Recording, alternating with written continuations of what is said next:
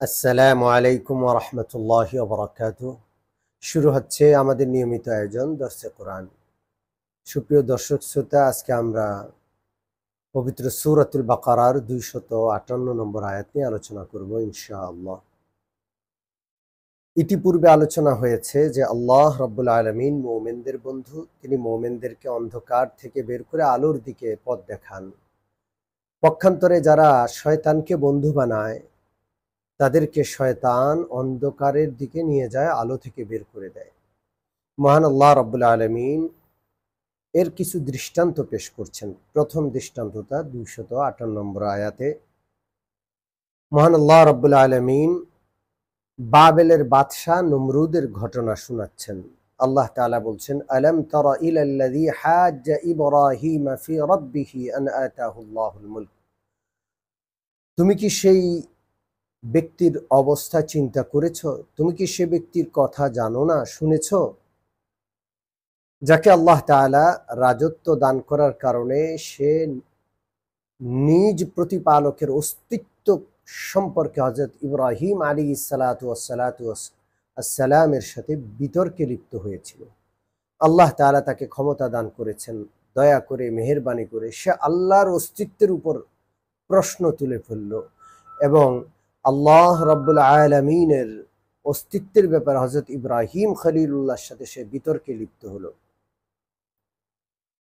হযরত ইব্রাহিম আলাইহিসসালাম তখন বললেন, আমার প্রতিপালক তিনি, যিনি জীবন দান করেন এবং মৃত্যু দান করেন। অর্থাৎ তুমি আমার প্রতিপালক নও, আমার প্রতিপালক তিনি, যিনি জীবন এবং মৃত্যু দান করেন। তখন সে বলতে লাগলো, আমিও জীবন আর মৃত্যু দান করি। আনা উহয়ি ওয়া উমীত, আমিও মারি, জীবিত করি। অর্থাৎ জীবন আর মৃত্যুর মালিক আমিও জীবন দান করি এবং মৃত্যু দান করি। তো হযরত ইব্রাহিম আলাইহিসসালাম এই দুষ্টকে লাজবাব করার জন্য তখন বললেন, فإن الله يأتي بالشمس من المشرق فأت بها من المغرب।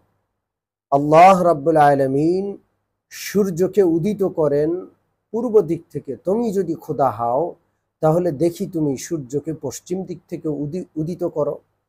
ফাবুহিতাল্লাযী কাফার। হযরত ইব্রাহিমের এই প্রশ্নের জবাব সে দিতে পারেনি, বরং সে নিরুত্তর, লাজবাব হয়ে গেল। আল্লাহু লা ইয়াহদিল কওমাজ জালিমিন। আল্লাহ রাব্বুল আলামিন জালেমদেরকে হেদায়েত দেন না। সুপ্রিয় দর্শক, বাবেলের বাদশার সেই বাদশার নাম হলো নমরুদ। সে নিজেকে খোদা বলে দাবি করত এবং মানুষজনের কাছ থেকে সেজদা গ্রহণ করত, সেজদা দিতে মানুষকে বাধ্য করত।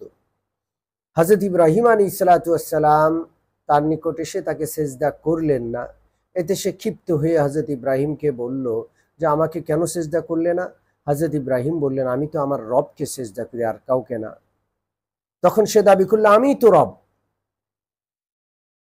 হযরত ইব্রাহিম বললেন, আপনি রব নন, আপনি হলেন শাসক। রব তো তিনি, যিনি জীবন আর মৃত্যুর মালিক, যিনি জীবনও দান করেন, মৃত্যুও দান করেন। তখন সে দুইজন কয়েদিকে ডাকলো, নিরপরাধী লোকটাকে হত্যা করে ফেললো আর অপরাধী লোকটাকে ক্ষমা করে ছেড়ে দিল, আর বলল, দেখো আমিও জীবন মৃত্যুর মালিক, আমি যাকে চাই ক্ষমা করে জীবন দান করি, যাকে চাই হত্যা করে ফেলি, আমি তাকে মৃত্যু দান করি। যাই হোক, তখন হযরত ইব্রাহিম আলাইহিসসালাম দেখলেন যে এই লোকটা কিছুটা দুষ্ট টাইপের, সোজা কথায় সে বুঝবে না, বা বুঝলেও সে বিতর্কের বাহানা তৈরি করবে। তখন হযরত ইব্রাহিম আলাইহিসসালাম তাকে বললেন যে, আমার প্রভু তো তিনি, যিনি পূর্ব দিক থেকে সূর্য উদিত করেন। তুমি যদি প্রভু হয়ে থাকো, রব হয়ে থাকো, পূর্ব দিক থেকে না করে পশ্চিম দিক থেকে উদিত করো। ফাবুহিতাল্লাযী কাফার। তখন তার কাছে আর কোনো জবাব থাকলো না, সে লাজবাব হয়ে গেল, সে নিরুত্তর হয়ে গেল, চুপ হয়ে গেল। আর আল্লাহ বলছেন, আল্লাহ তাআলা কাফেরদেরকে হেদায়েত দেন না। সুপ্রিয় দর্শক ও শ্রোতাবৃন্দ, আমরা যেন আল্লাহ রাব্বুল আলামিনের দেওয়া কোনো নেয়ামত পেয়ে আমরা যেন আল্লাহকে ভুলে না যাই। আল্লাহর অনুগ্রহ, আল্লাহ রাব্বুল আলামিনের ইবাদতের বিষয়গুলো যেন আমরা মনে রাখি। আল্লাহ আমাদের সেই তৌফিক দান করেন। আমিন। আসসালামু আলাইকুম ওয়া রাহমাতুল্লাহি ওয়া বারাকাতুহু।